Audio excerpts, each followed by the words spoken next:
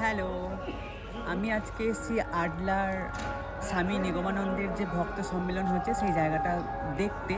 আমি তো content creator নয়, আমি দেখতে এসেছি তার একটা অন্য কারণ হচ্ছে এই যে স্টেজটা দেখছো, এই স্টেজে আমার নৃত্যধারার পারফরমেন্স আছে। সেটা হচ্ছে 27 তারিখ দুপুর 2টোর সময়।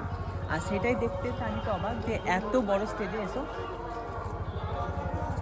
ঠিক আছে, ঠিক ঠিক ঠিক ঠিক এত বড় স্টেজে আমি কি করে একা দিতে হবে। পারফর্ম করব, তার মধ্যে আমার এত স্টুডেন্ট। দিতে হবে সেটা আমি বুঝতে পেরেছি। আমি তোমায় কিরকম কি তুমি বুঝতে পারছো। এইখান থেকে হবে না, এইখান থেকে হুম এইখান থেকে এটা না মানে এইটা স্বয়ং মা তার আশীর্বাদ যে আমি এত বড় মঞ্চে আমি ডাক পেয়েছি। আর এই প্রোগ্রামটা হবে, মানে এই মেলাটা হবে, মানে ভক্ত সম্মেলন যেটা ঘটবে, সেটা আমি আজ থেকে 5-6 মাস আগেই জানতাম। প্রথমে আমাকে নাচের জন্যই আমাকে মানে কন্ট্যাক্ট করেছিল।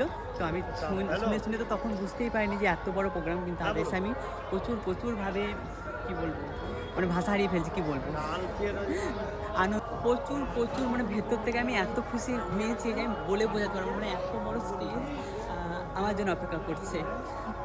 তো তোমরা সবাই আশীর্বাদ করো, একটু ভালোবাসা দিও।